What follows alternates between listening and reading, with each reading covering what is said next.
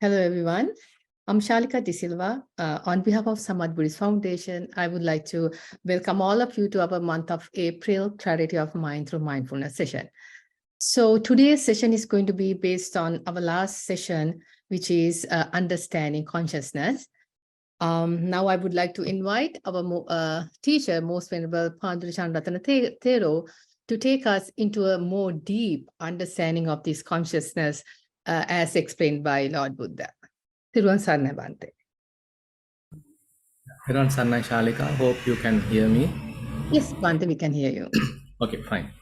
So I'm connecting from Kalalgoda. There could be a little noise. There's an adjacent kind of vehicle repairing sort of thing is there. So let's see how things are going on. That's okay, Bhante. Yeah. So let me share my screen. So understanding consciousness. So first of all, we pay homage to the Buddha to begin the session. Namo tassa bhagavato arahato samma sambuddhassa. Namo tassa bhagavato arahato samma sambuddhassa. Namo tassa bhagavato arahato samma sambuddhassa. So actually, we last time started this session on understanding consciousness, which is since a deeper subject. And as Shalika also mentioned, that we need further explanations, clarifications, further understandings about it. So I am just briefing what we discussed last time. So basically, in Mahavedalla Sutta, it is mentioned by Venerable Sariputta. What does it so the cognize, so cognition is the one actually the main purpose or main function of the consciousness, and there are many different ways the cognition can happen. Either it can cognize distinctly what are the different kinds of tastes, what are the different kinds of feelings, what are the different kinds of forms, what are the different kinds of sounds. So when many sounds are available, so we have the capacity to distinctly recognize, okay, this is a sound of a car, this is a sound of a bird, this is a sound of a vehicle. So likewise, so we can distinctly recognize. So this distinct recognition is one of the key aspect of the consciousness. And then further, in this Mahavedalla Sutta itself, Venerable Sariputta highlights that consciousness as well as this this wisdom are fairly connected together. So they are working together. And then he mentioned Panya Bhave Tabba Vinyanam Parinyaya. So this is one of the key teachings that we learned last time. So in order to understand consciousness, we need to develop wisdom. To the amount we develop wisdom, then to that amount we can recognize, we can understand, we can recognize its functionality. So basically, in certain other suttas, Buddha mentioned consciousness is like a magician.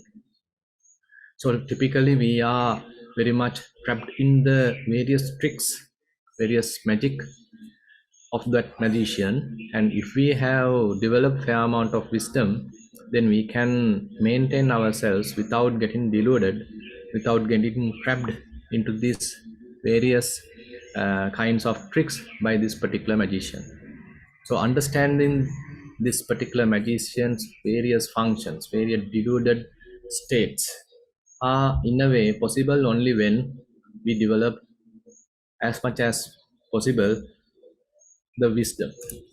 And then another aspect we learned last time, so that is consciousness always associate the other four aggregates as its dwelling place. So all other aggregates are very much like a kind of a home to this consciousness. In this particular sutta we discussed last time, that is the Upaya Sutta. Rupa upayangva bhikkhave viññānaṁ tiṭṭhamaṇaṁ tiṭṭhaye. Rupa rammanam, rupa patiṭṭhaṁ, nandupa sechanam, buddhiṃ virulhiṃ vepullaṃ āpaññaye.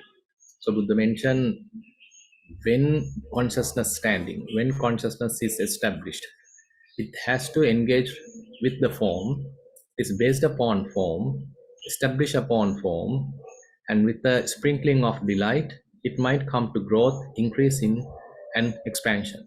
So now here Buddha only talks about the form aggregate. So similarly, Buddha talks about the feeling aggregate, perceptions aggregate, and the formations aggregate. So you can see all the other four aggregates are very much like four bases for consciousness to stand. Sometimes it is associated in the form aggregate, sometimes it's associated in the feeling aggregate, sometimes it associates the perceptions aggregate, sometimes it associates the formations aggregate. Rather than telling like this, let me just take a couple of examples. Now say when you are watching a movie, suppose there are beautiful sights there or exciting sights there. So your consciousness is fully involved there, more and more entangled there, more and more sort of delighted by that. So we can say consciousness is fairly established at that level in the form aggregate. Suppose now you are listening to a beautiful music, a kind of a song. So at that time, consciousness is fully associating that kind of a song, so that sound.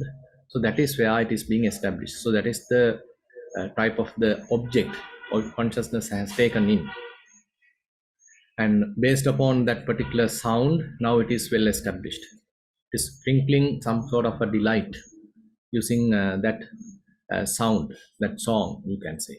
So similarly, the smells, taste, tangibles, all these things are very much like possibilities for consciousness to associate, through which get some sort of delight, and based upon that it can further and further grow.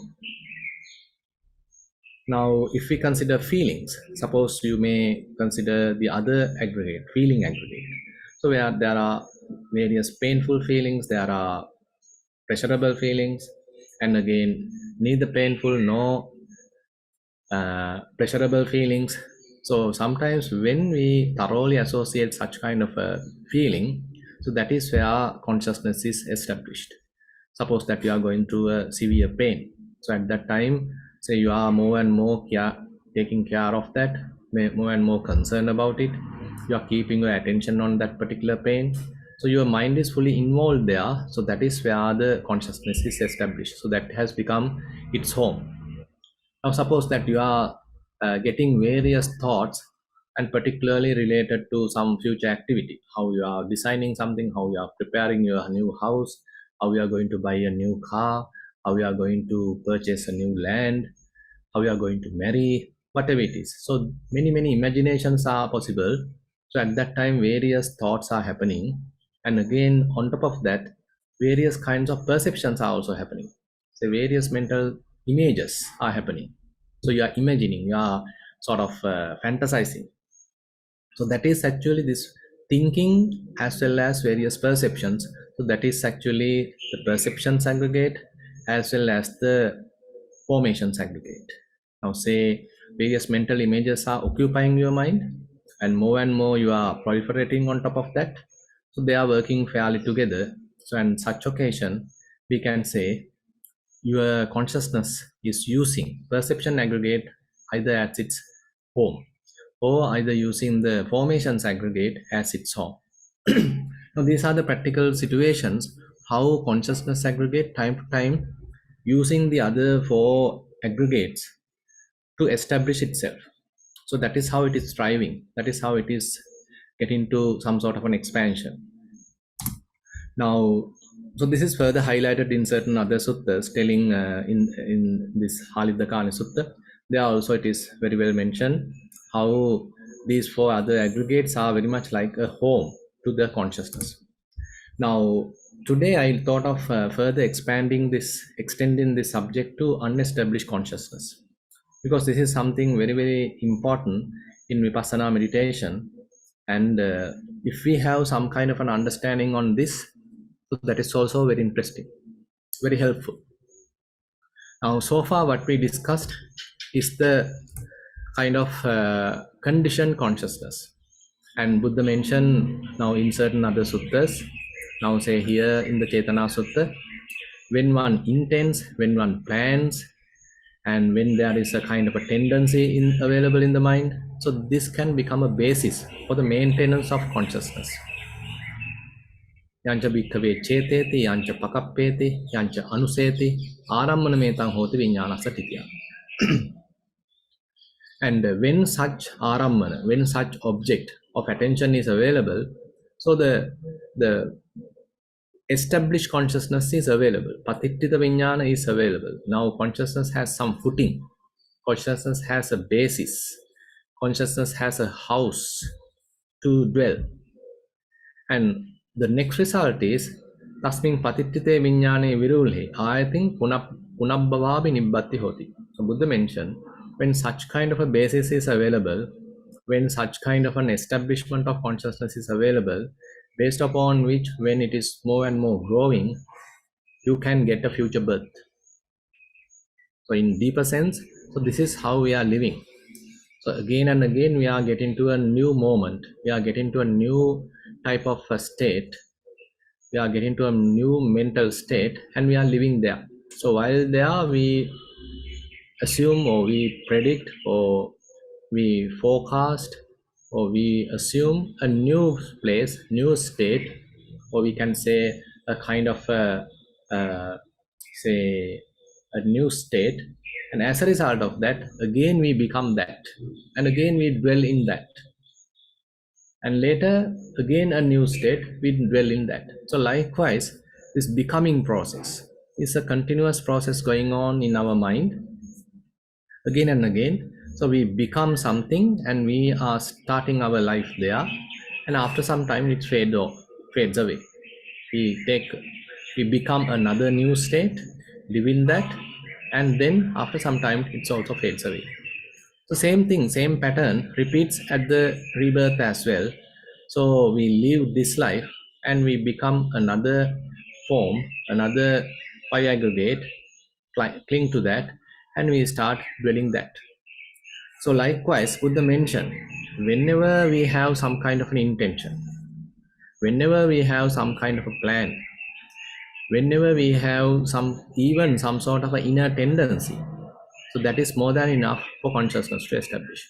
So you can see the gravity of the function of the consciousness. Even in the present life, we are constantly becoming a new state. We are born into that new state, living in that new state, and that state will pass away later. Again we get into a new state, living in that new state, and after some time that also passes away. So something like that is going on. And then on the other hand, now in case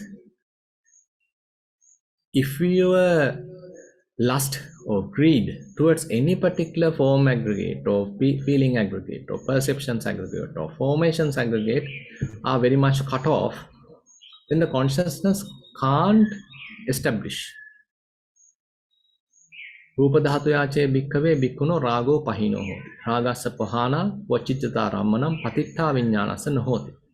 Now here the point is, now if there is any kind of a possibility to cut off that link, now you can see sometimes consciousness is established, hang on to the form aggregate. If there is a possibility to cut off that link between the consciousness aggregate and the form aggregate, then the consciousness aggregate can't establish. Similarly, Buddha mentioned, if we are able to cut off the link between the feeling aggregate and the consciousness, if we are able to cut off the link between the perceptions aggregate and the consciousness aggregate, if we are able to cut off the link bond between formations aggregate and the consciousness aggregate, then the consciousness aggregate can't establish.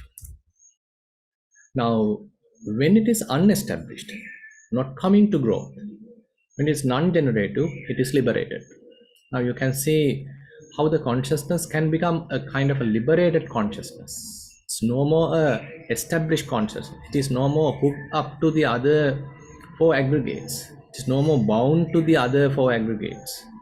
Now it is a kind of a liberated type of consciousness. By being liberated, it is steady. By being steady, it is content. By being content, he is not agitated. Being unagitated, he personally attains Nibbana. Now this is very interesting. Here Buddha mentioned, so if using some kind of a methodology, if one is able to remove that bondage, cut off that bondage, makes the consciousness unestablished. So it is then liberated. And as a result of that, it may become steady without again and again getting agitated, without again and again become excited. Because once it is liberated from everything. Suppose even for some time, if it is liberated from all the four aggregates, form, feelings, perceptions, formations, all four, if it is getting liberated, now there is no place to get hooked up, there is no place to jump. So automatically it becomes steady, not by making it concentrated, bounded, and keeping it steady. Rather, since there is nothing to get bound, since there is no place to get established, since there is no footing at all, now it is becoming a liberated and steady. And again, it's content. Sitatta santusita. Santusitatta na paritasati. And while being contented, there is no any inner agitation. And aparitasang pachattang eva parinibbāyate. So then Buddha mentioned, so if this kind of possibility is available within this life, one attains nibbana. Now, this same thing actually, certain other suttas also Buddha explained. I have taken another example here, that is from Atthiraga Sutta. So there also Buddha highlights, till we have some kind of a lust, till we have some kind of a greed, some kind of a craving, some kind of a desire for four kinds of nutriments again and again, so the consciousness become established. So this is another way of explanation that Buddha is given. So with respect to the four nutriments, probably you have heard about the four nutriments. So the Kabalinkara ahara, so that is the nutriment of edible food. Then the Passa ahara, the contact. And then the Mano Sanchetana ahara, the formations. And then the consciousness nutriment, so that is the Vijnana ahara. So likewise, there are four types of, or four categories of a nutriment that Buddha mentioned. So we constantly consume all these different kinds of nutriments. We only might think about our typical breakfast, lunch, dinner. So that is mostly the nutriment edible food. But apart from that, constantly throughout the day, we are going through the nutriment of contact. Constantly we are seeing things, hearing things, smelling, tasting, touching, thinking. So that is in one sense, we are going through the nutriment of contact. And we love to do it. We constantly want to do it. And again, we constantly think, we have various intentions. Intentionally, we do a lot of things. So these intentions are another form of nutriment. And constantly, our mind is occupied. Consciousness is always entangled, established with some kind of a name and form. So mind is always occupied. So we want to keep the mind occupied. We want something to, chew every time. Mind always wants something to occupy. So that occupancy happens within the mind. In another sense, we can say we are promoting the nutriment of consciousness. So till we have some kind of craving for this process, so the consciousness is well established. Consciousness is very much supporting, having kind of a footing. And similarly here also, Buddha mentioned, if such thing is possible, available, then the renewed existence is available. So that means the going on and on, the rebirth happens again and again. Where there is the growth of volitional formations, there is the production of future renewed existence. Yatta atti, sankharanang buddhi, atti tatta ayatin punabbhava binibbatti. So you can see, so this consciousness is a very deep subject. We are constantly going through it. We are promoting it, desiring it, and ultimately we are driven to a future life as well. Now, further Buddha mentioned about the other aggregates as well. Now actually the more details I have shown only to the edible food, that is that particular nutriment, Kabalinkara Ahara. So Buddha repeats the same information for the other three nutriments as well. Now, if there's a possibility of removing that lust, cutting off that greed, cutting off that link, Kabalinkare bhikkhave ahare natti rago, natti nandi, natti tanha, appatittitan tatta viññānaṁ avirulham. Now Buddha mentioned, if there is a possibility of removing that greed, then there is a possibility, okay, to keep the mind unestablished, keep the consciousness unestablished. Yatta appatittitan viññānaṁ avirulham, natti tatta namarupas avakkanti. Now you can see the consciousness and name and form are very well connected. So they are supporting each other. Consciousness needs name and form to establish, name and form consciousness to deal with. So they are interdependent. Always get entangled, always have a strong link. Now, if the consciousness is unestablished, then there is no possibility of name and form to further growth. When such is there, that means when there is no name and form, then there is no further formations, no thinking, no any future activities in that sense. So then Buddha mentioned there is no future birth as well. Yatta natti sankharanam uddhi natti tatta ayatim punabbhavabi nibbatti. Where there is no growth of volitional formations, there is no production of future renewed existence. Where there is no production of future renewed existence, there is no future birth, aging and death. Where there is no future birth, aging and death, I say that is without sorrow, anguish and despair.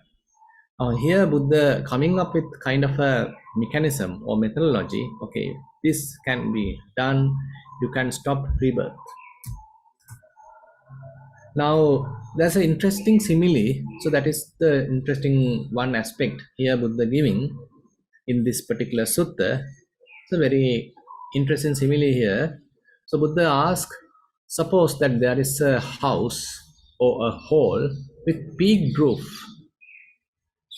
and there are 4 windows are available to the 4 directions, to the northern direction, southern direction, eastern direction, and actually 3 windows are there. So now he asking, when the sun rises and a beam of light enters through a window, where would it become established? Now you can see sun rises from the eastern direction. Since there is a window available in the eastern direction, that particular wall, so a beam of light enters to this particular house through that eastern window. Now where is it going to establish? Now the monks answering Buddha's question, telling that it will establish on the western wall. Now Buddha asks, okay, if there is no western wall, where this beam of light going to be established? Then monks obviously say, Bhante, if there is no such wall, that beam of light will establish on the floor, because there is no wall. So it will establish on the ground or on the floor. Now Buddha surprisingly asks another question. He's asking, if there is no floor, if there is no ground, where this beam of light going to be established? Then the monks answer, Bhante, if there is no ground, still it will establish on water. So probably they had the knowledge that this whole plane exists on water. Now even today's science, they found that there are different planes available.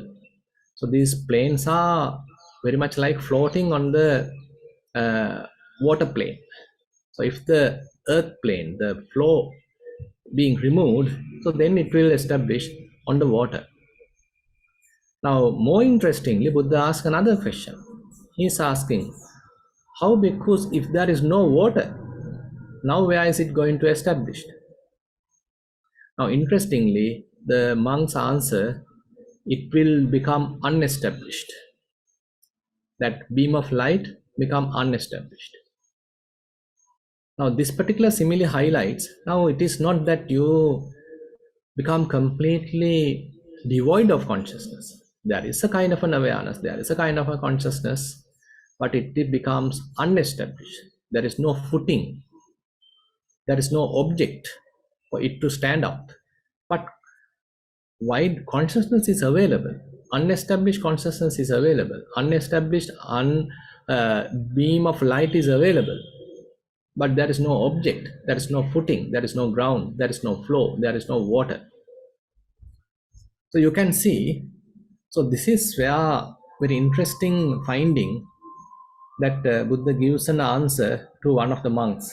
This is available in the Kevatta Sutta. So this particular monk asks, where do earth, water, fire, air find no footing?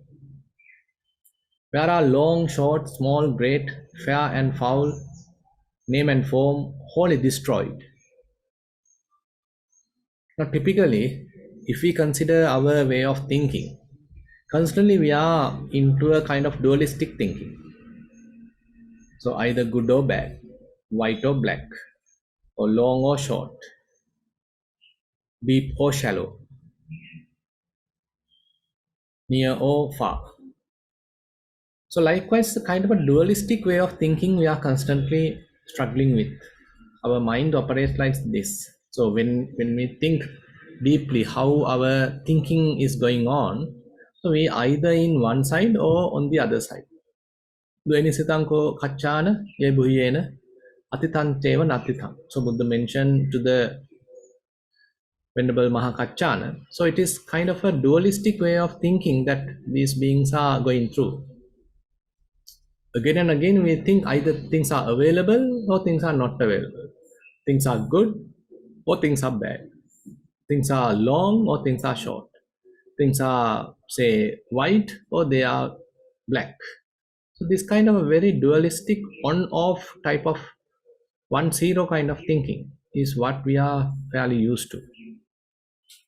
And again, in this particular physical world, so we are constantly going through various kinds of physical movements, physical attractions, interactions with all the different physical objects: sight, sound, smells, taste,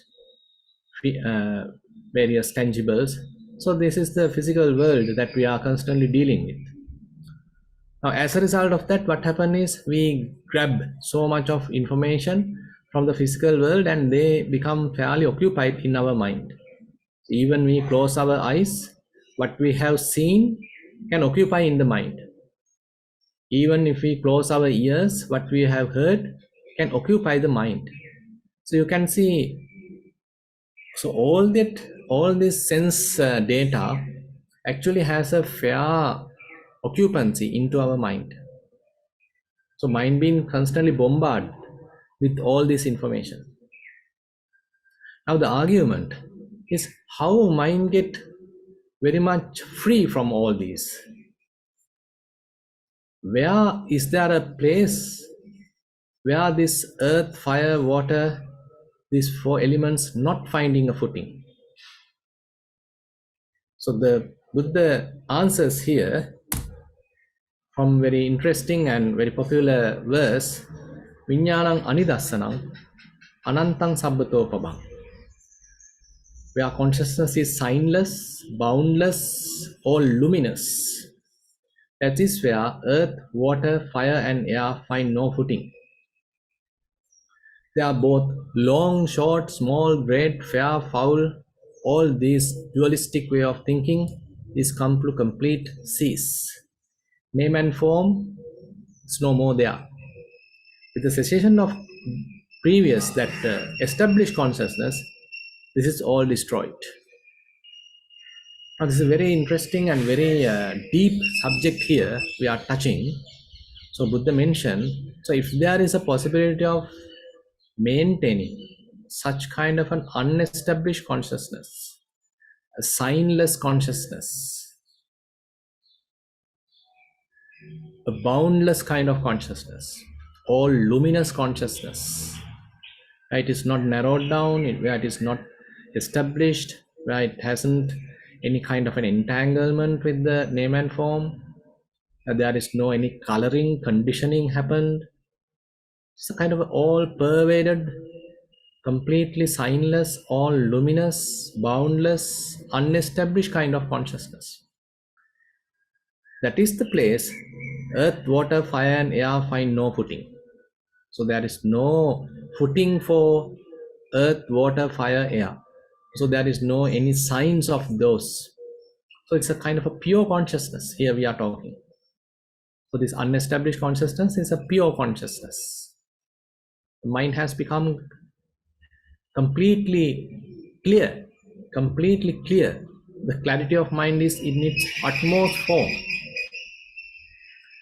And name and form are wholly destroyed. So the name and form is the one putting a bait for the consciousness to get it entangled. Now that bait, that snare has completely removed, destroyed. As a result of that, the consciousness is completely freed.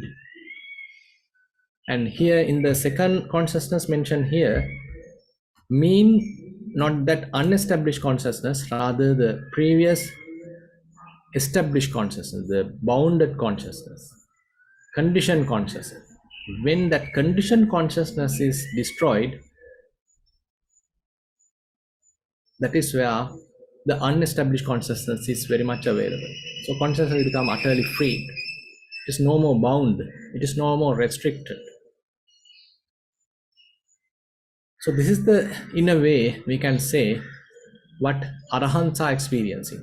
So their mind, their consciousness is completely freed. It is unestablished. It is signless. It is boundless. It is all luminous.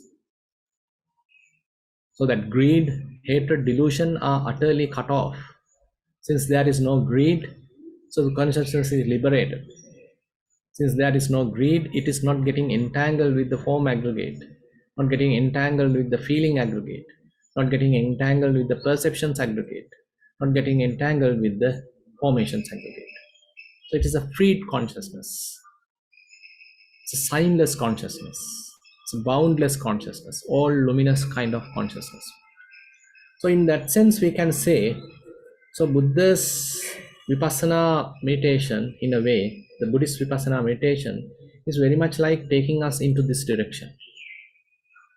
How to achieve this boundless, luminous, signless type of consciousness, unestablished consciousness, unentangled consciousness, where it is not footed, where it is not established, where it is not associating any kind of a base, maintaining its complete freedom, but still fully aware, fully living. So, for example, so Buddha lived for 45 years. So he maintained his supreme level of understanding with this kind of a consciousness. So Arahants may have spent many, many years. So they are maintaining this kind of a unestablished consciousness. So when greed, hatred, delusion are no more available, so this unestablished consciousness become their natural way of consciousness. So we can say this is a very, very interesting subject, very deep subject.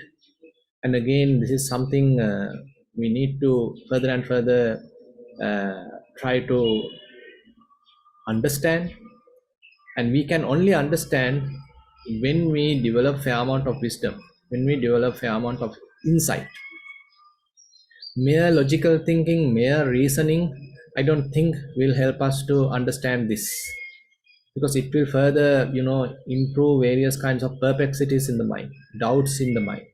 So rather than trying to intellectually understand this, we better continue our mindfulness practice, vipassana meditation, in order to experience, at least momentarily, some shades at least about this unestablished consciousness, some signs of the unestablished consciousness, certain taste of unestablished consciousness.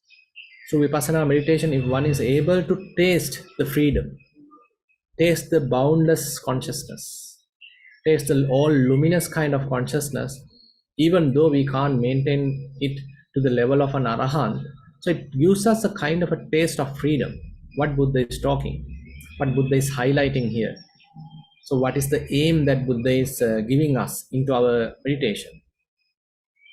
And there we can understand when ignorance is available, there are continuous thinking. When ignorance is available, when there are various kind of fantasizing, more and more sankhara, more and more formations, it will promote the consciousness to get entangled into name and form. But when there is no delusion, when there is no ignorance, then the mind may experience kind of a silence, no formations. On such situation, the consciousness can become unestablished, finding no footing. It is utterly freed. So you can see how Buddha's teaching in many different ways addressing or kind of giving us a kind of a direction to achieve that kind of a freed consciousness.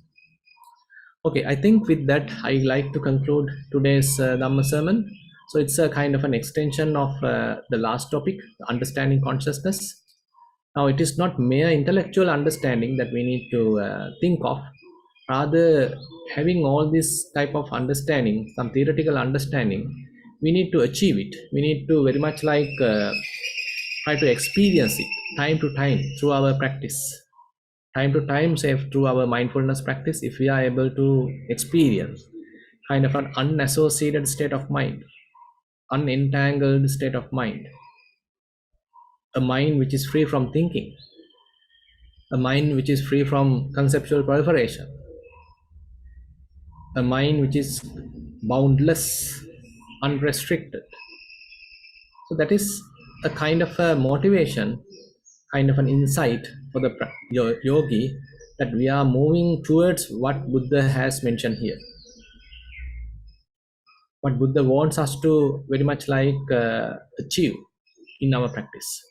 So with that note, I like to conclude today's Dhamma sermon, and thank you very much for attentive listening. And actually, I like you all to go through today's presentation again and again because it is a deep subject, and it requires a fair amount of practice for you to understanding it. And again, it requires fair amount of practice for you to taste it, to really experience it. And we, being not arahants, so we may need a further practice to become arahants, and then so the unestablished consciousness become our very much like the norm of our mind. Okay, now with that, then we'll get into a guided sitting. May you sit in a comfortable position.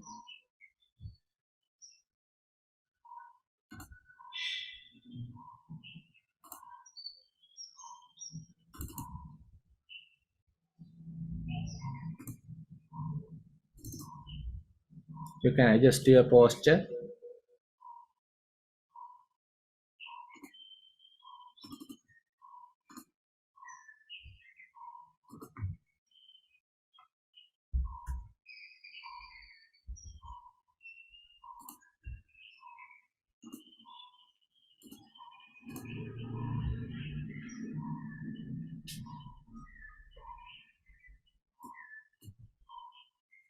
You can keep your eyes gently closed. Try to maintain a comfortable posture.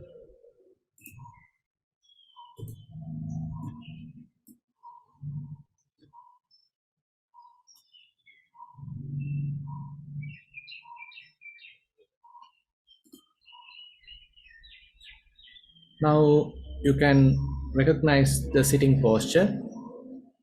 Eyes are gently closed. We are keeping our head straight, neck straight, shoulders in a relaxed position. Arms may be resting on your lap.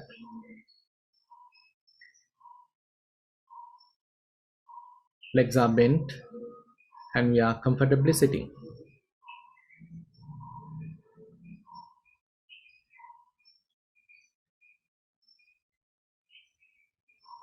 You can take a deep breath, hold it for a while, and then slowly release. Relax yourself. You don't need to think what we just discussed about the consciousness right now. Rather, keep the mind very, very simple. Try to relax yourself and come up with a kind of a beginner's mind, a very relaxed mind, an innocent mind, beginner's mind.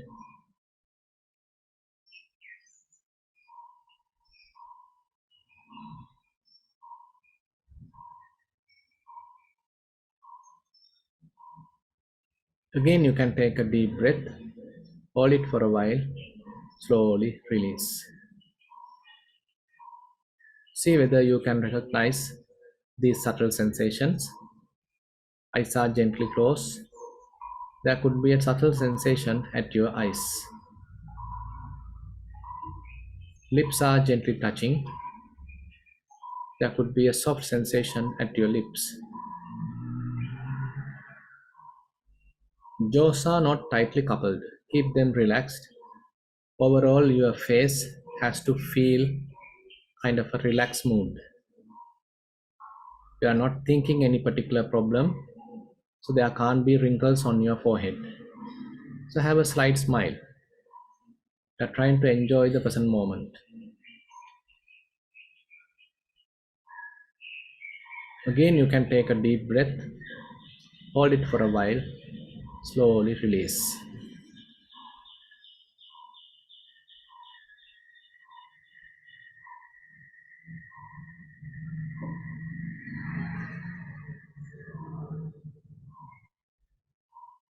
Head straight, neck straight, shoulders in a relaxed position. You are not purposely holding the shoulders, but they are in a restful position. Hands may be resting on your lap or on your legs. There is no any tightness in the muscles. As you further pay attention to the body, here and there probably you can recognize how clothes are touching the body. Some places little bit of tightness, some other places some kind of a touch sensation, rubbing sensation. See whether you can recognize how clothes are touching the body.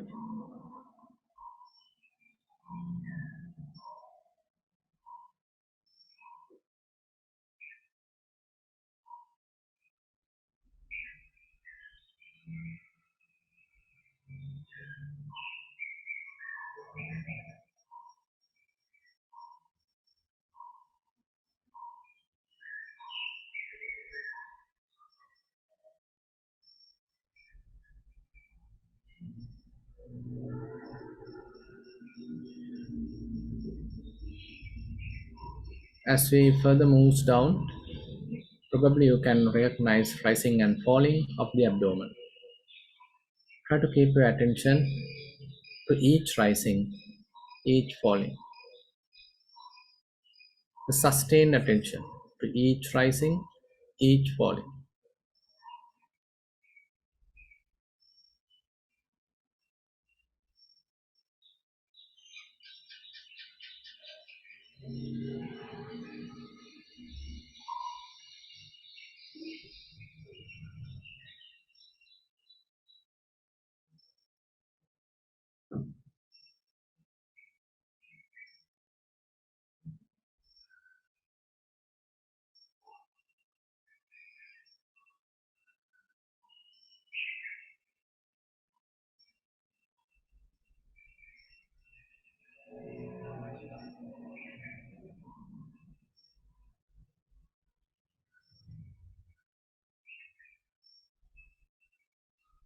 Once you feel comfortable and confident that you can maintain or sustain your attention continuously on rising and falling, probably you can recognize very other subtle aspects. How rising begins, how it further moves, and how it ends. Just before the falling, is there any gap, any experience? How falling begins, how you reach the middle, how you experience the end of falling. And how about the gap between falling and the rising? Now you are closely examining the whole process. There is no hurry, there is no rush, there is nothing much to do. Forgetting the whole world, we are simply paying a close attention to each rising, each falling, and to recognize subtle aspects of rising and falling. That becomes the whole purpose.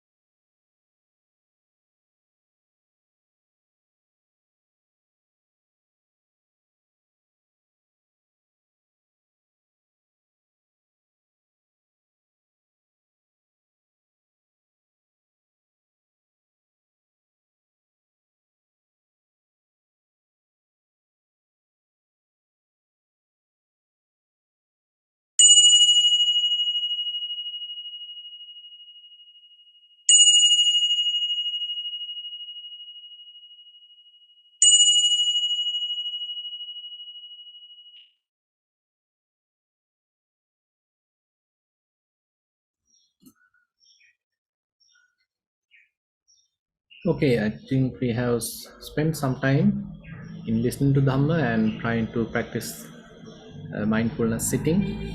So, if you have any question related to today's practice or related to the Dhamma sermon, or if you have anything related to your own practice, so please take this time to ask that question.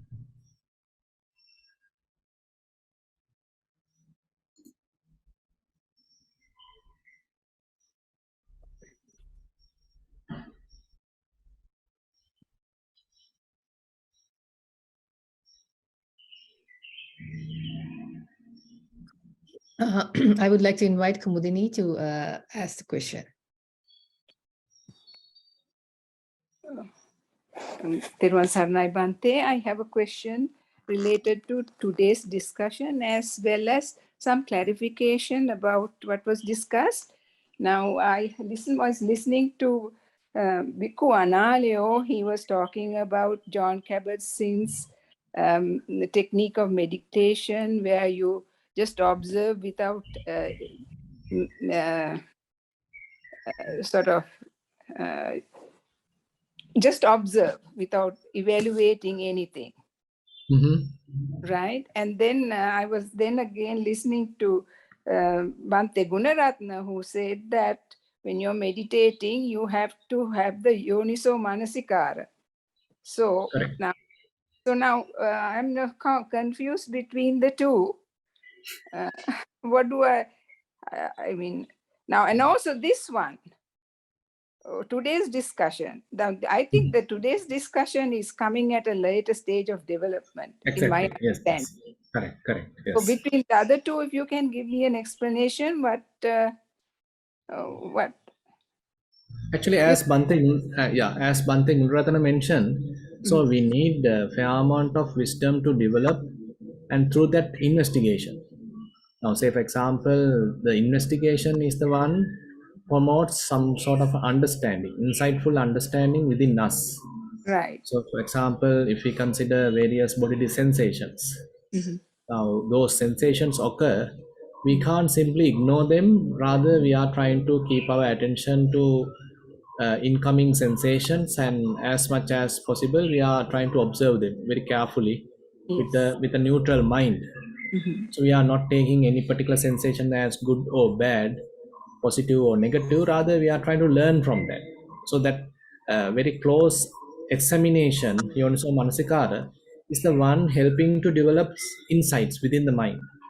Suppose when there are various kinds of feelings, pleasurable feelings, painful feelings, equanimous feelings, there also we are trying to understand their behavior through observation. And when there are various mental formations, different perceptions are happening, various thoughts are happening, and step back and watching how these thoughts occur, how they arise, how they change, how they pass away, how different thoughts are trying to tempt us. So likewise, how we are adding to that picture. So likewise, when we thoroughly understand what's really going on, so that investigation help us to naturally develop some understanding about the impermanence, suffering, and non-self. So those insights are the one ultimately helping us to keep the mind away from those conditioned phenomena. So that is where it is promoting some kind of a liberation, some kind of a freedom, rather than getting attached, rather than getting involved, rather than getting entangled. So without that insightful knowledge, insightful wisdom, so there is no possibility of breaking the bondage, breaking the upadana, breaking the clinging, grasping. So therefore, I like to highlight. So it is not kind of ignoring things. Rather, we need to recognize things. We need to thoroughly examine things, investigate things. So that will promote understanding. But it is not again that continuously we have to do. So when mind become somewhat freed, now say as a result of this practice, suppose that mind become somewhat liberated, temporarily freed. Now it is maintaining kind of an unassociated state, unattached state, kind of an unlimited state, boundless state. On that situation, actually we simply have to just be. So we need to familiarize with that state. We need to accustomed to that state. So somewhat familiarize with it. Just be with it. Dwell in it. So at that time, we shouldn't do anything. Rather, how to spend some time, just relax there. Just maintain a very sort of non-friction type of mind state there.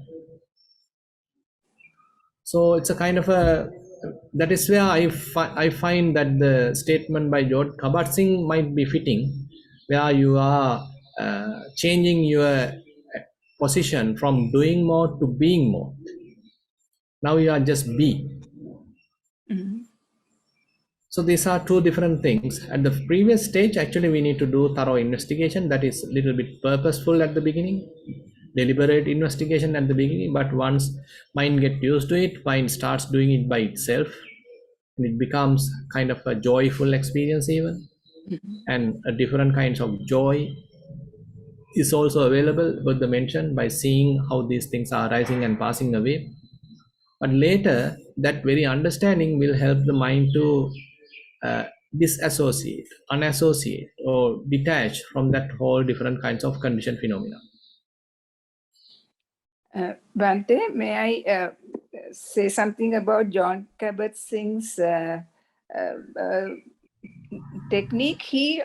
The West is caught up with it, but they think that his type of meditation will help them in their work and everything.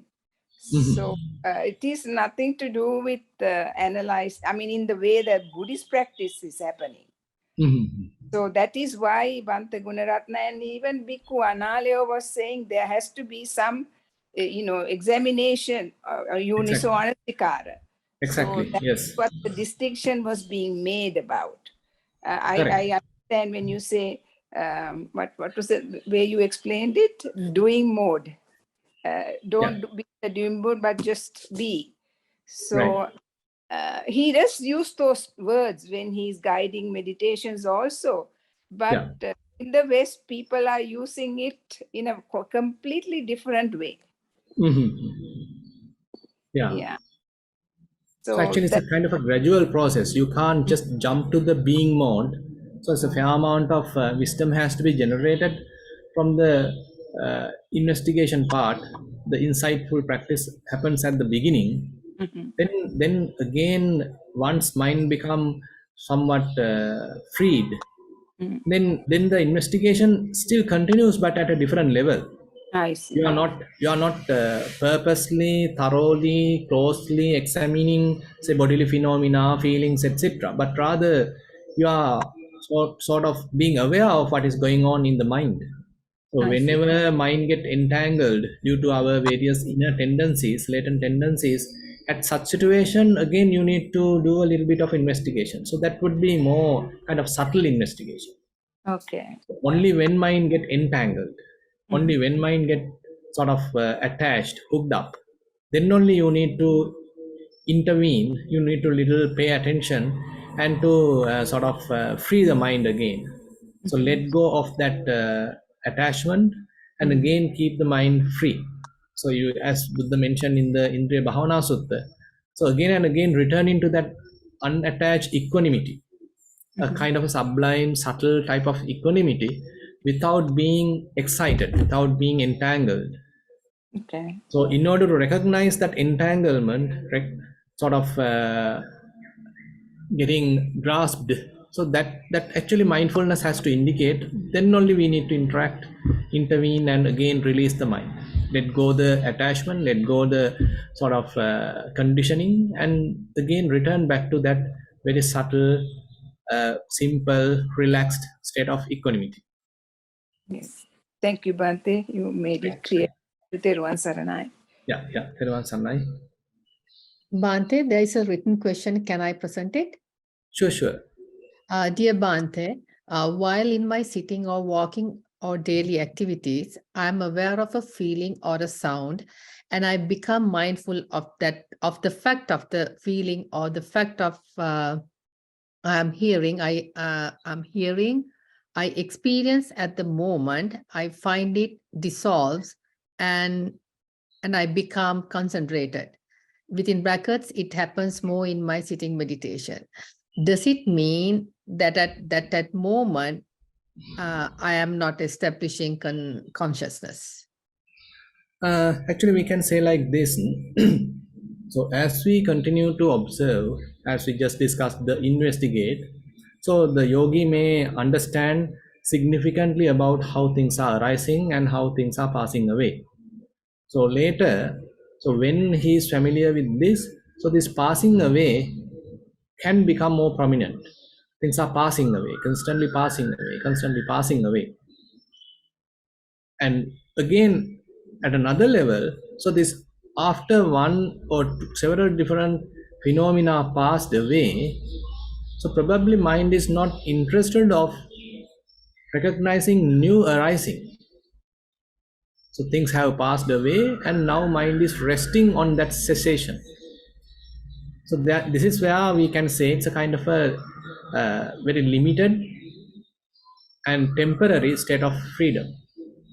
So we can't immediately connect it directly to the unestablished consciousness, but it has a close proximity or closeness, where closeness is available to what we have discussed today. So actually the temporary, unattached, unassociated state that we gain like this again and again in our practice is the one ultimately taking us to this very, say, broader, steady kind of unestablished consciousness.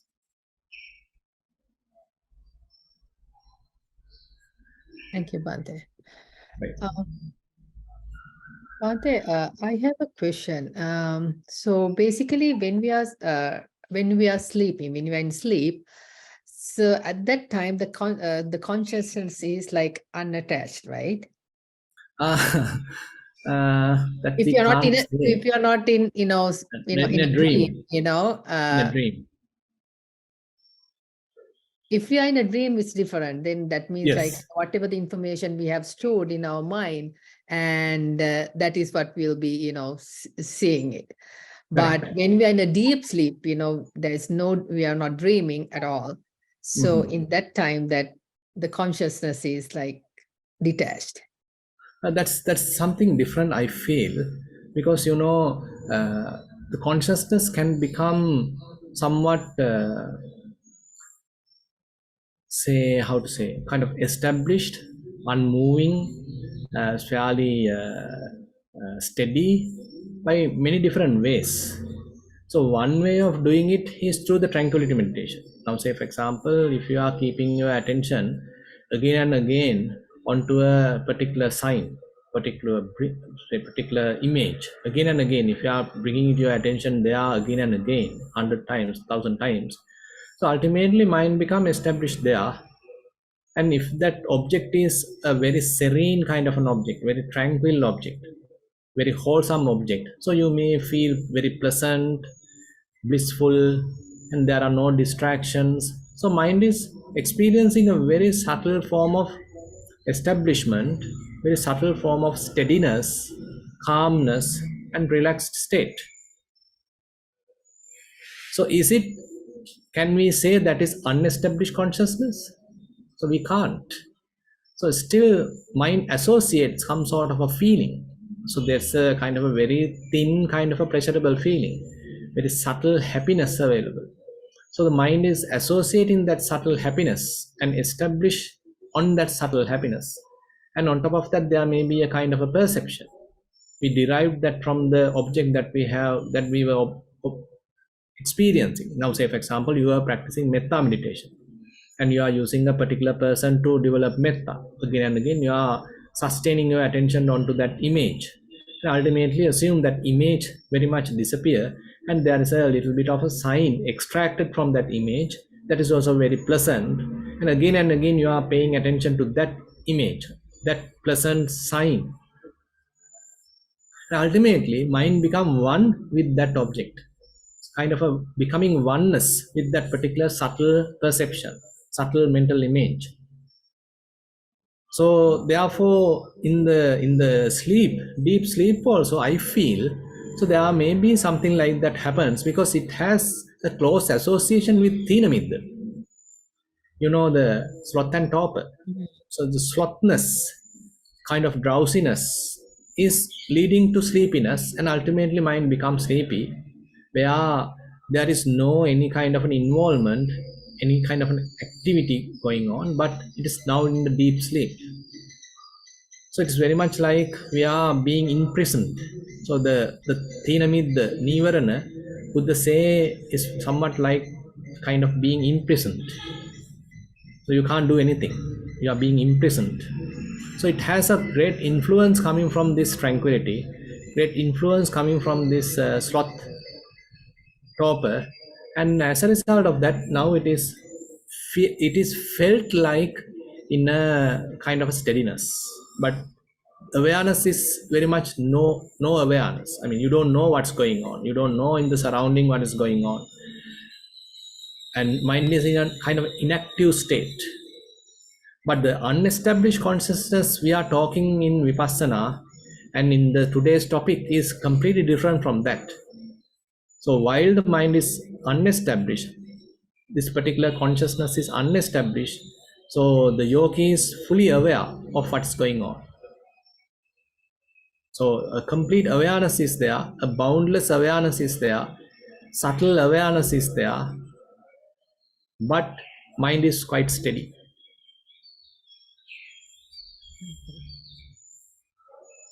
Okay, Bhante. Yeah, very interesting. By the way, I mean, to investigate all these different things, but there are significant differences. Yeah, thank you, Yeah. Bhante. I think that's all, and hope to see you in another month. Yeah, Thero Sanna.